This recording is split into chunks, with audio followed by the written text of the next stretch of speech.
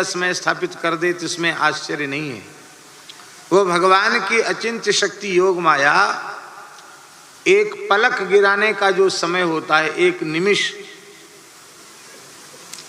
और उस निमिष के समय को भी आधा कर दिया जाए तो उसको कहते हैं निमिषार्ध। उस निमिषार्ध के काल में भी भगवान की अचिंत्य शक्ति योग माया हजारों लाखों युगों का समय स्थापित कर सकती है, क्योंकि भगवान की उस अचिंत्य शक्ति योग माया को अघटित घटना पटीयसी कहा गया। जो घटना घट नहीं सकती उसको घटाने में वह पटीयसी अत्यंत कुशला है, चतुरा है। अब यहां तो 1 महीने की बात है। 12वें स्कंद में मार्कंडेय जी का प्रसंग है। तपस्या करते करते 6 मनवंतर बीत गए मार्कंडेय महर्षि को। 71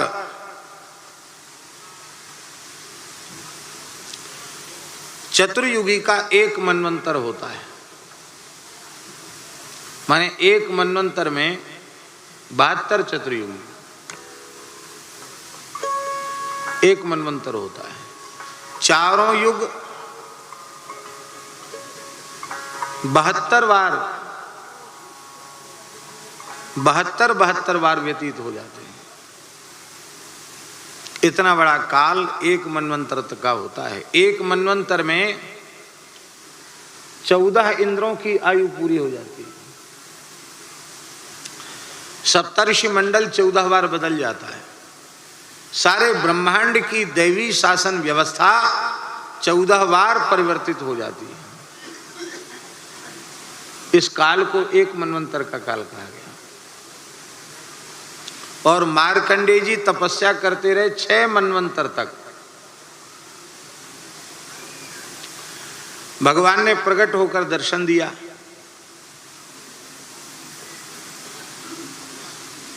वरदान मांगो।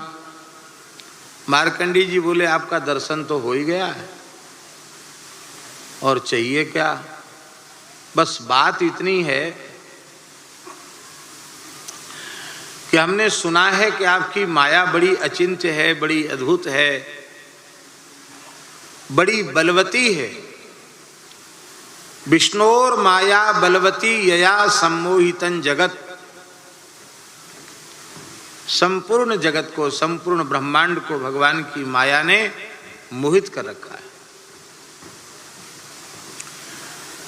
तो आपकी माया का अनुभव हमको नहीं हुआ। आप अपनी माया का दर्शन कराइए। भगवान मन ही मन हंसने लगे कि लोग हमारी माया से बचने के लिए मेरी शरणागति ग्रहण करते हैं। माम एव ये प्रपद्यन्ते माया मेताम तरंतिते। और ये ऐसे विलक्षण ऋषि हैं जो 6 मनवंतर तक तपस्या करने के बाद मेरी माया का दर्शन करना चाहते हैं। भगवान बोले एवमस्तु। एक दिन मार्कंडेय महर्षि अपनी अग्निहोत्रशाला में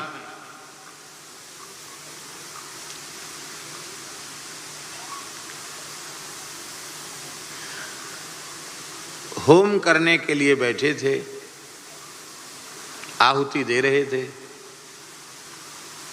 और उन्होंने ओम नारायणाय नमः स्वाहा उच्चारण करके जैसे ही आहुति दी, देखो अग्नि जो है ना वो देवताओं का मुख है। भगवान के मुख से अग्नि उत्पन्न है। मुखात अग्नि ही अजायत।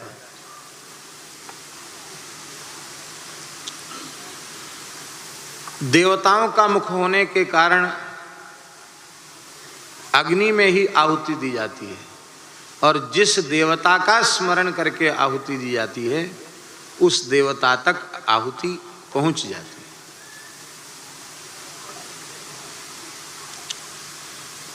इसलिए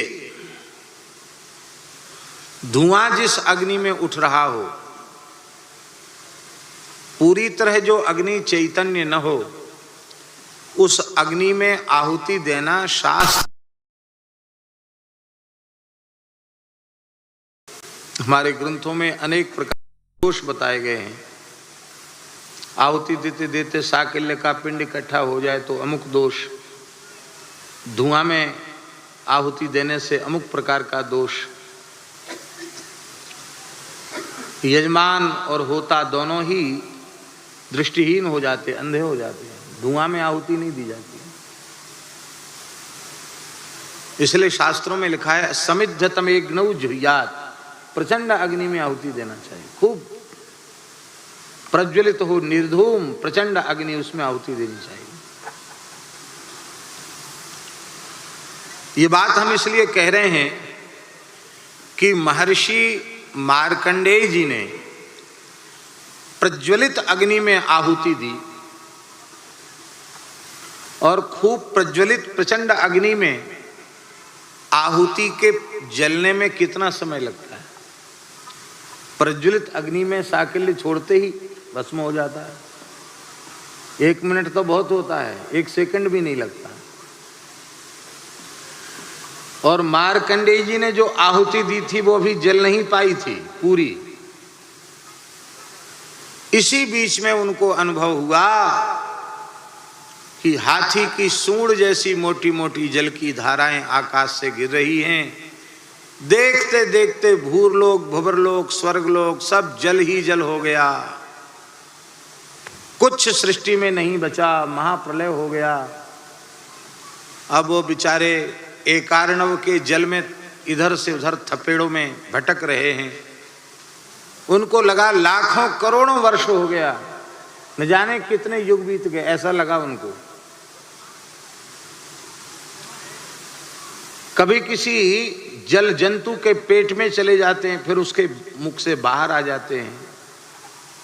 अंत में बहुत व्यथित हो गए, बोले अब हमारी रक्षा कैसे हो। बहुत विकल होकर उन्होंने भगवान की मन ही मन शरण ग्रहण की।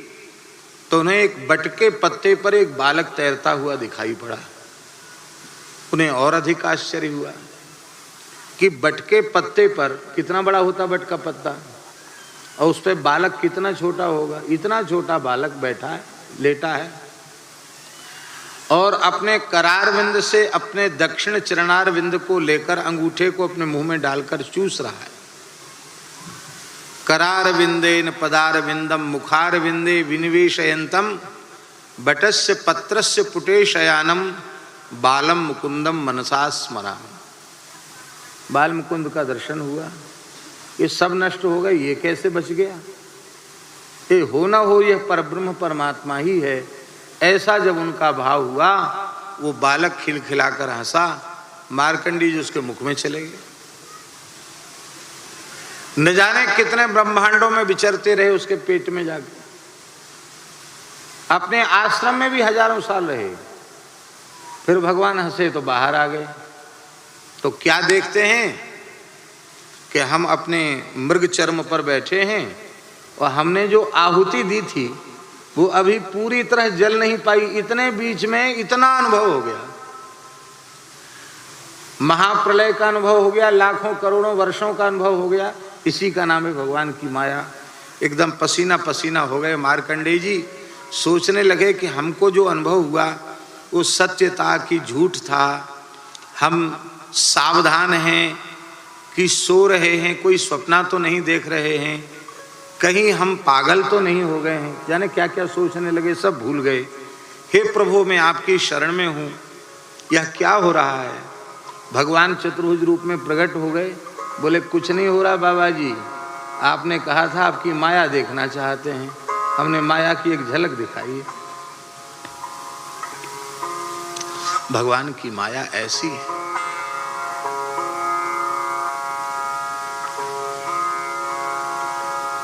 अभी तो आपको 1 महीने में समस्या आ रही है। अभी रास पंचाध्यायी का वर्णन होगा। ब्रह्मा जी की रात्रि के प्रमाण से 6 महीनों की रात्रि का समय भगवान ने 1 मानवीय रात्रि में प्रतिष्ठित किया। और भगवान केवल मानवीय वर्षों से 125 वर्ष का समय लेकर धरती पर आए लीला करने। और ब्रह्मा जी की आयु के प्रमाण से ब्रह्मा जी की रात्रि नहीं, ब्रह्मा जी के 6 महीनों की रात्रि का समय एक रात्रि में प्रतिष्ठित किया गया। ये है भगवान की योग माया। इसलिए रासपंचाध्यायी के आरंभ में भगवान पिता रात्रि शरदोत्फुल्ल मल्लिका वीक्षरंतुम मनश्चक्रे योग माया उपाश्रिता, योग मायाम उपाश्रिता, योग माया का आश्रय लेकर भगवान लीला कर रहे हैं। ब्रह्मा जी की रात्रि कितनी बड़ी होती है, पहले ब्रह्मा जी के दिन का हिसाब समझ लो। श्रीमद् भगवद गीता में भगवान स्वयं अर्जुन को बतला रहे हैं, सहस्र युग पर्यंतम अहर्यत ब्रह्मणो विदुः। 1 सहस्र चतुर्युगी का ब्रह्मा जी का एक दिन होता है। ब्रह्मा जी के एक दिन में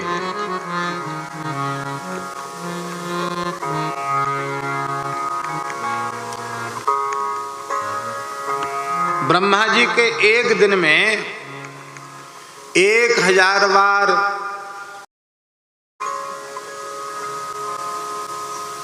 द्वापर सतयुग, 1000 बार त्रेता, 1000 बार द्वापर, 1000 बार कलयुग बीत जाता है। चारों युग 1000 बार बीत जाते ब्रह्मा जी के एक दिन में। इतनी ही बड़ी ब्रह्मा जी की रात्रि होती है। और इसी हिसाब से ब्रह्मा जी के 6 महीने की रात्रि। और इतने समय तक हमारे वृंदावन के ठाकुर जी महाराज ही करते रहे।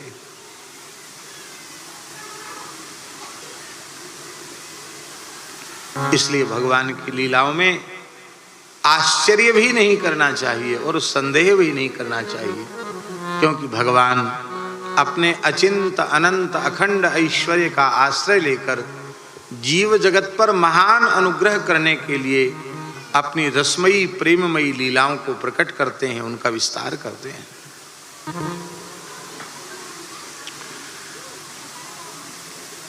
दिन तो 1 महीने का हो गया था, पर ब्रजवासियों को अनुभव क्या हुआ? जैसे सूर्य अस्त भये तो ब्रजवासी परस्पर कहवे लगे, ऐसो लगे कि ये विधाता हमारे सौभाग्य को सहन नहीं कर सके, यासो याने आज को दिना बहुत छोटो कर दियो। अब ही थोड़ी देर पहले तो सूचना प्राप्त भई के नंद के लाला भयो, और अब ही हम नाच गाय के तृप्त ही नाय है पाए, यही बीच में सूर्यास्त है गए। आज को दिना सबसे छोटो बनाई दियो विधाता ने। उन्हें यह अनुभव नहीं हो रहा था कि 1 महीने का समय व्यतीत हो गया।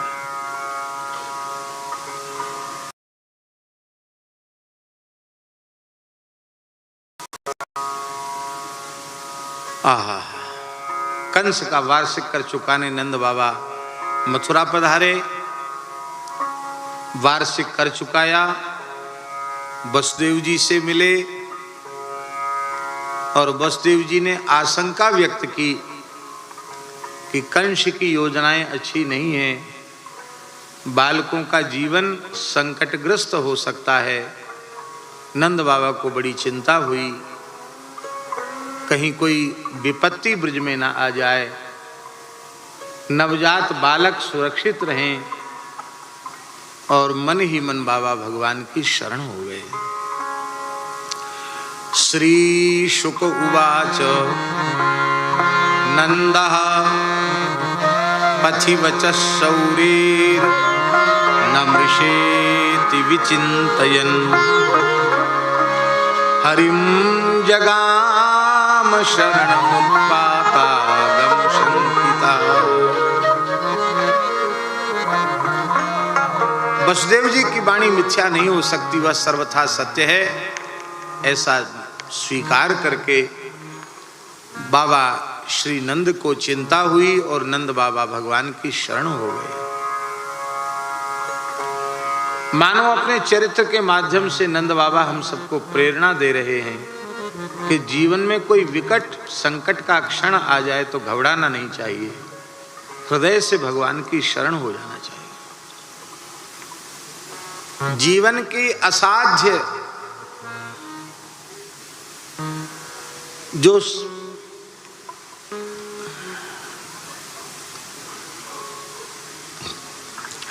समस्याएं, जिन समस्याओं का समाधान हमारी बुद्धि खोज नहीं सकती, ऐसे लगता कि तो समाधान संभव ही नहीं है, ऐसे असाध्य संकट भी भगवान के शरण होते ही समाप्त हो जाते हैं।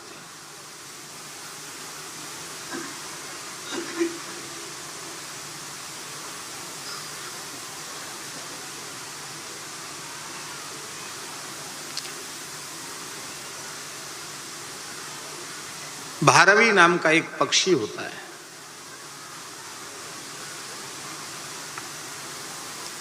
उस पक्षी ने अंडे दिए और उसी समय महाभारत युद्ध का बिगुल बज गया। अब वह बेचारी युद्ध के मैदान से अपने अंडे लेकर कहां भागे। इसी बीच में युद्ध तो शुरू हो चुका था। किसी योद्धा का तीक्ष्ण बाण उस पक्षिणी को लगा। निश्चित था कि उसकी मृत्यु थी। उसने भगवान को याद किया कि प्रभु, मेरी मृत्यु का विधान लगता है ऐसे ही होगा, मेरी मृत्यु हो रही, कोई संकट की बात नहीं, पर मैं आपकी शरण में हूं, मेरे बच्चों की रक्षा करना,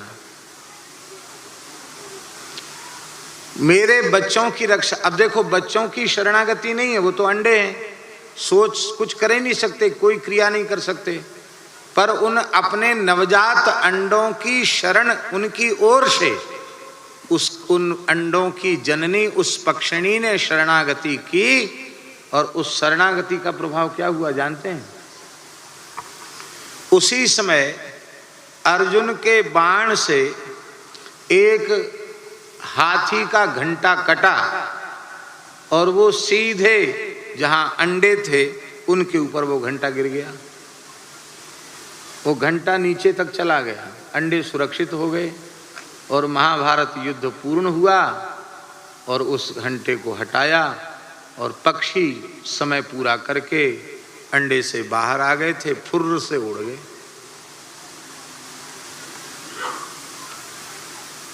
अब वहां गज घंट तोड़ करके उसकी सुरक्षा करने वाला कौन था?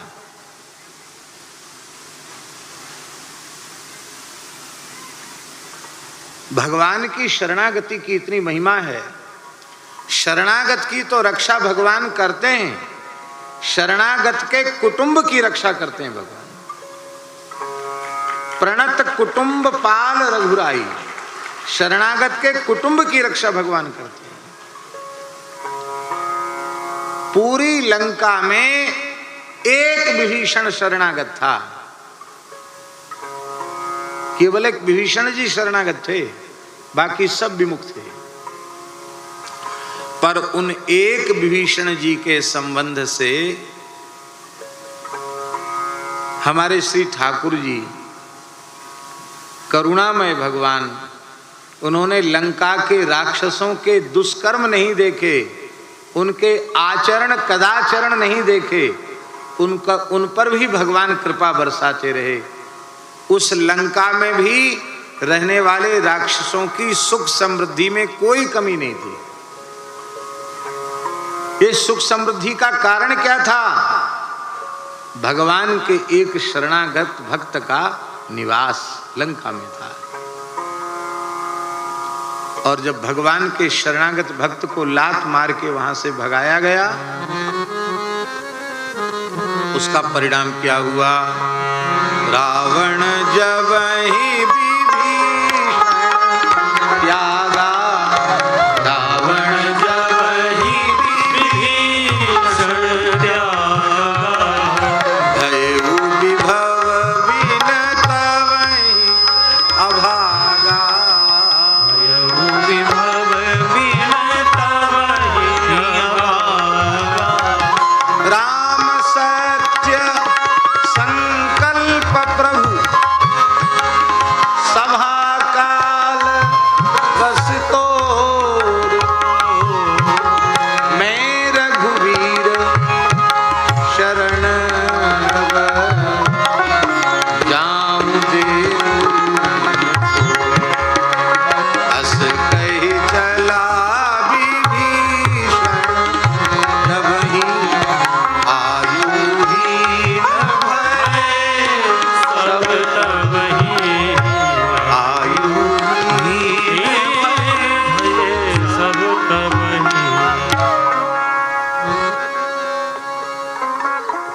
इस संपूर्ण ब्रह्मांड का, संपूर्ण सृष्टि का पोषण भगवान के द्वारा केवल शरणागत भक्तों के नाते से ही हो रहा है।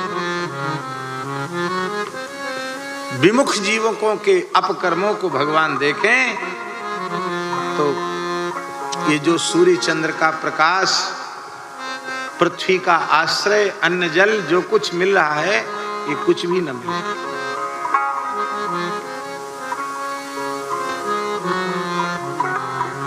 इसलिए भगवान के प्राण प्यारे भक्त का कभी तिरस्कार नहीं करना चाहिए।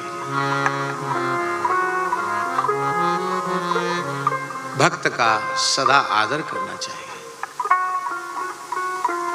आप सब सद्गृहस्थ हैं, आप लोगों से हमारी प्रार्थना है, उत्तम पक्ष तो यह है कि आप पूरे परिवार से भगवान के शरणागत होकर अनन्य भाव से भगवान को भजें। मान लो ऐसा दुर्भाग्य से नहीं हो पा रहा है या आपके प्रमाद से नहीं हो पा रहा है, तो भी यदि आपके कुटुंब में, आपके परिवार में कोई एक जीव भी ईमानदारी से भजन में लगा है, तो उसके भजन में विक्षेप न डालें।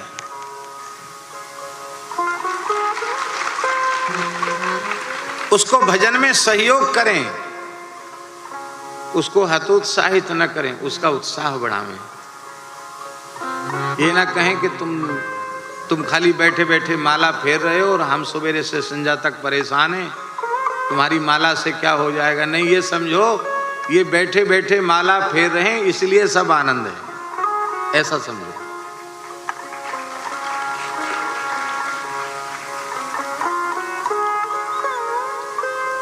गांव का नाम नहीं लेंगे, बुंदेलखंड के ही एक छोटे गांव की, छोटा गांव नहीं बड़ा ही गांव है, उस गांव की घटना है। एक ब्राह्मण परिवार में हमारे पूज्य गुरुदेव भक्तमाली जी महाराज पधारे, हम भी थे साथ में। तो वे लोग बोले, जिझोतिया ब्राह्मण थे, वो लोग सब बोले महाराज क्या करें, बड़ी दुख की बात है, क्या समस्या है। बोले हमारा ये अमुक लड़का है, एकदम पता नहीं नास्तिक जैसा है, न पूजा पाठ किसी चीज में रुचि नहीं है, न कोई साधु संत में श्रद्धा, न सत्संग में श्रद्धा, न किसी देवी देवता में रुचि है। पूजा पाठ के नाम पे 2 मिनट भी नहीं बैठता।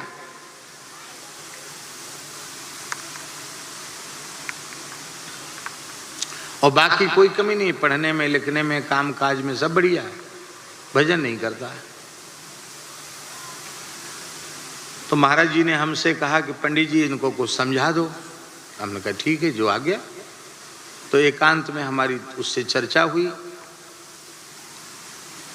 युवक से। तो हमने कहा भाई देखो, तुम, आपके माता पिता कितने अच्छे हैं कि आपको चाहते हैं कि आप भजन करें। उन्होंने कहा कि हम ये सब ढोंग ढकोसला समझते हैं और हमारी इसमें रुचि नहीं है।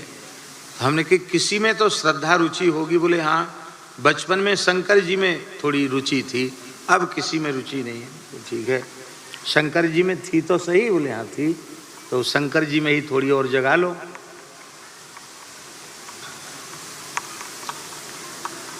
शंकर जी को रोज जल चढ़ाया करो और उन्हीं को मानो, थोड़ी देर उन्हीं का नाम ले लिया करो। बोले महाराज ऐसे नहीं, हमको तो कोई अपने शंकर जी होंगे तो उनको हम ढार लिया करें। हम कहा ठीक है। पूजा की विधि बता दी, आग धतूरा के फूल चढ़ जाते। शंकर जी तो सबसे सीधे साधे सरल देवता हैं। पात आखत थोरे, बिल्वपत्र चढ़ा दो, अक्षत चढ़ा दो, 1 लोटा भर के जल चढ़ा दो, हर हर बम बम कर दो, उसी में बोले बाबा प्रसन्न। उन महानुभाव ने शंकर जी की सेवा आरंभ की और इतनी भक्ति बढ़ गई शंकर जी में कि कई कई घंटे सेवा करने लगे। अब सवेरे से उठे, नहा धो के आग धतूरा के फूल लेके आवें, दूरवा लेके आवें, बिल्वपत्र लेके आवें, खूब जल चढ़ावें, दूध चढ़ावें और आराम से करें, धीरे धीरे। करते करते जो शंकर जी दिए थे हमने, उनमें ओंकार अंकित हो गया अपने आप।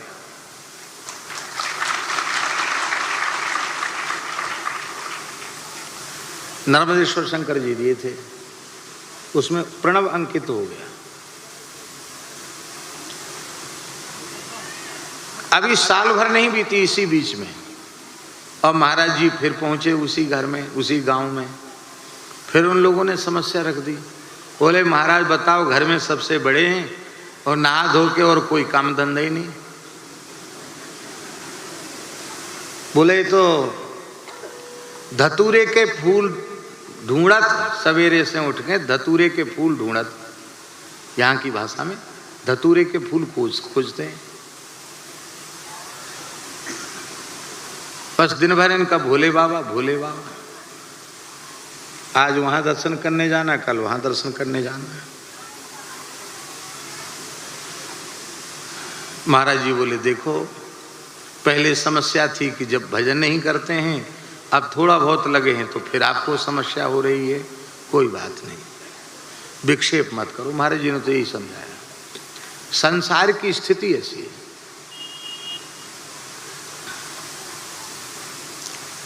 एक ही एक सिखावत जपत न आप, तुलसी नाम प्रेम कर बाधक पाप।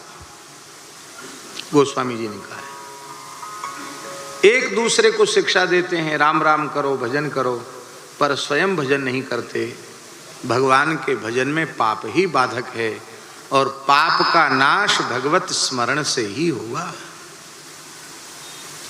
इसलिए भजन करने वाले को सब प्रकार की अनुकूलता प्रदान करो। ईमानदारी से भजन करने वाले अत्यंत दुर्लभ हैं। आहा, बोलो भक्त वत्सल भगवान की।